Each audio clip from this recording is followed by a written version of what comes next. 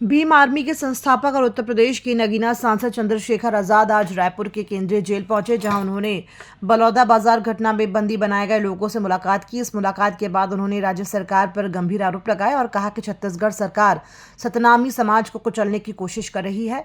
चंद्रशेखर आजाद ने आरोप लगाया कि पुलिस प्रशासन द्वारा सतनामी समाज की महिलाओं के साथ मारपीट की जा रही है और समाज के लोगों से पैसे मांगे जा रहे हैं। उन्होंने कहा कि सतनामी समाज अब चुप नहीं बैठेगा और ईंट का जवाब पत्थर से दिया जाएगा। साथ ही उन्होंने घोषणा की है कि 4 फरवरी को सतनामी समाज और भीम आर्मी के द्वारा मुख्यमंत्री आवास का घेराव किया जाएगा। समझिए कि सरकार आंखें बंद करके बैठ गई, वो सतनामी को कुचलना चाहती, वो सतनामी समाज के झंडे को पैरों तले रौंदना चाहती है। इसलिए इस अन्याय के खिलाफ जो हमारी लड़ाई है, संघर्ष है, वो हमारा जारी रहेगा। किस तरह की लड़ाई आगे रहेगी जारी? आज हम लोगों ने तय कर लिया है, जो हमने उनकी पीड़ा सुनी, जिस तरह उनको मारा गया, उनके हाथ पैर तोड़े गए और स्पेशली ये कह के कि बुलाओ चंद्रशेखर आज़ाद को, हम देखेंगे वो आपकी रक्षा कैसे करेगा।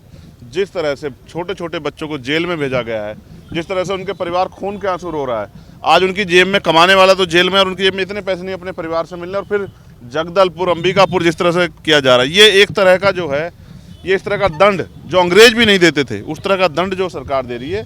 हमने तय कर लिया कि 20 फरवरी को इसके खिलाफ हम लोग मुख्यमंत्री आवास का घेराव करेंगे और पूरे प्रदेश और देश से लोग आएंगे और मजबूत घेराव हम लोग करेंगे। हम लोग चैन से नहीं बैठेंगे अगर मुख्यमंत्री जी हमारी पीड़ा नहीं सुनेंगे। हमारे लोग, क्योंकि उनके पास पावर है, वो चाहे तो सारे मुकदमे वापस ले सकते हैं, क्योंकि जांच आयोग जो बना है आपका, उसकी रिपोर्ट के बगैर इतने लोगों को जेल भेजा गया है। आपको करानी चाहिए जांच, जो दोषी उस पर कार्रवाई करो। आप लोगों की चुनावी रणनीति तो नहीं, क्योंकि नगरीय निकाय पंचायत चुनाव भी होने वाले हैं और उस समय आप लोग, हमारे लोगों की जान जा रही है, आपको चुनावी रणनीति दिख रही है?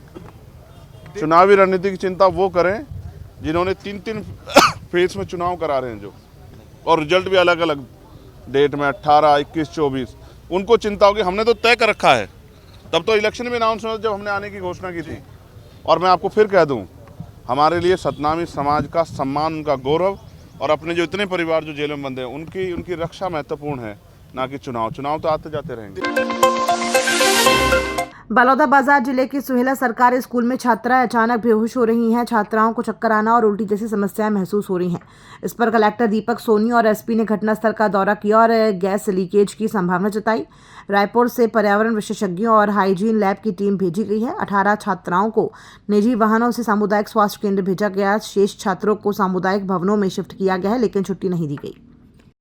एनवायरमेंट की भी टीम आ गई है रायपुर से, साथ ही हाइजीन लैब होता है उसकी भी टीम आ चुकी है श्रम विभाग के अंतर्गत, और सभी वहाँ पे जांच कर रहे हैं, किया जा रहा है, ताकि सील के बाद जो है जो भी कमियाँ पाई जा रही है निर्देशित किया जाएगा। दुर्ग जिले के अंजोरा चौकी क्षेत्र में आचार संहिता के दौरान एक कार की डिक्की से 1 करोड़ रुपए कैश बरामद हुआ। पुलिस ने कार को चेकिंग के दौरान रोका और 500 के नोटों के बंडल पाए। कार राजनांदगांव निवासी चंद्रेश ठाकुर की थी, जो शोरूम से कैश लेकर जा रहे थे। कैश की अधिकता को लेकर पुलिस ने इसे जब्त कर आयकर विभाग को सौंप दिया है। अंजोरा चौकी में कल चेकिंग के दौरान एक स्कोडा गाड़ी से 1 करोड़ रुपए नकदी रकम प्राप्त की गई, जिसको जब्ती कार्रवाई करके निर्वाचन शाखा में सूचना दी गई, जमा कराई गई है। इनकम टैक्स डिपार्टमेंट को भी सूचना दी गई है। सर, इनका है कुछ पता चल पाया, किसी प्रकार का कुछ कागज वगैरह है, कहाँ से कहाँ ले गए? ये चूँकि इन्होंने अपना कलेक्शन का पैसा बताया है, ट्रैक्टर के व्यवसायी हैं, और चूँकि मौके पर ये कागजात पेश नहीं कर पाए, इस कारण से 106 BNSS की कार्रवाई की गई है। रायपुर के खमतराई थाना क्षेत्र में मां और उसकी नाबालिग बेटी की हत्या के मामले का खुलासा हुआ। आरोपियों ने अवैध संबंध और ब्लैकमेलिंग के कारण हत्या की योजना बनाई। आरोपी भरत दास दीवान और उसकी लिव इन पार्टनर अनीता लहरे ने पहले महिला हमीदा की हत्या की, फिर उसकी बेटी रेशमा को भी मारकर शव के साथ दुष्कर्म किया। शव को छिपाने के लिए नाबालिग को सड़क किनारे फेंक दिया गया। पुलिस ने आरोपी को गिरफ्तार कर चाकू, रिक्शा और मोबाइल फोन जब्त किए हैं। मामले की जाँच जारी है। 2024 की दरमियानी रात की घटना है, जिसकी रिपोर्ट 1/1/2025 की सुबह थाना खमतराई में रिपोर्ट प्राप्त हुई थी, जिसमें एक नाबालिग बच्ची की लाश नाली में मृत हालत में पाई गई थी। इसके पता तलाश के दौरान दिनांक 3/1/2025 को सितारा के कमरे के अंदर इसकी मां की मृत हालत में लाश पाई गई थी। दोनों प्रकरणों पर जांच पर हत्या का होना पाया गया, जिस पर से थाना दस्युआ और थाना खमतराई में हत्या और साक्ष्य छिपाने के आरोप पर अपराध पंजीबद्ध कर विवेचना किया जा रहा था। इन दोनों प्रकरणों की लगातार विवेचना किए जाने के उपरांत में 2 आरोपियों को गिरफ्तार किया गया है, जिसमें भरत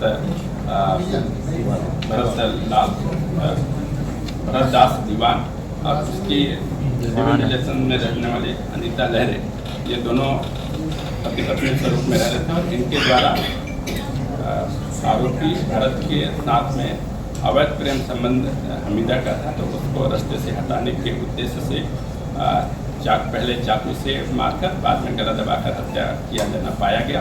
साथ ही उसकी बच्ची को उसके घर में, आरोपी के घर में ले जाकर गला दबाकर हत्या और उसके साथ में गलत काम करने होना पाया गया। दोनों आरोपियों को गिरफ्तार करते हुए इनके कब्जे से 1 चाकू, 2 मोबाइल और 1 ई-रिक्शा जब्त कर आगे की कार्रवाई की जाए।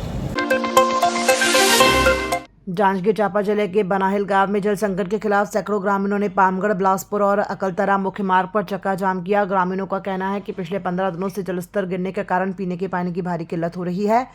उन्होंने अधिकारियों से शीघ्र कार्रवाई की मांग की। उस दौरान यातायात प्रभावित हुआ, सड़क पर लंबी कतारें लग गई। नायब तहसीलदार और पुलिस ने मौके पर पहुंचकर स्थिति संभाली। भाटापारा पुलिस ने ऑनलाइन गेमिंग और साइबर धोखाधड़ी में लिप्त 6 आरोपियों को गिरफ्तार किया। आरोपियों ने लोगों को पैसे का लालच देकर उनके बैंक खाते, एटीएम और मोबाइल सिम का इस्तेमाल अपराधों में किया। पीड़ित ने शिकायत दर्ज कराई कि उसका परिचित शुभम मंधान ने दुकान खोलने के बहाने उसका बैंक खाता और सिम लिया और आपराधिक लेनदेन में उपयोग किया। जांच में 50 लाख रुपए से अधिक का लेनदेन सामने आया है। पुलिस ने 4 passbook, 6 ATM card, 6 mobile phone और 4 चेकबुक बरामद की है।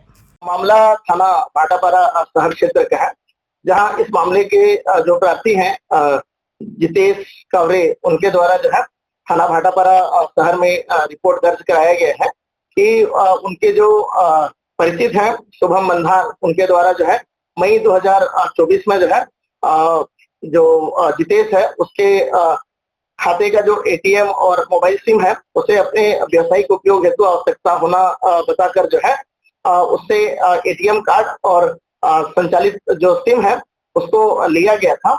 बाद में जितेश को जानकारी हुई कि उसका खाता ब्लॉक कर दिया गया है। उसके द्वारा जो है इस मामले में तस्दीक करने पर जो है मामले में आपराधिक वारदात के आधार पर जो है खाता होल्ड होना पाया गया और उसके द्वारा प्रस्तुत आवेदन पर जो है आरोपी शुभम मंधान के विरुद्ध में धारा 338(4) बीएनएस के तहत आपराधिक प्रकरण पंजीबद्ध कर अनुसंधान में लिया गया।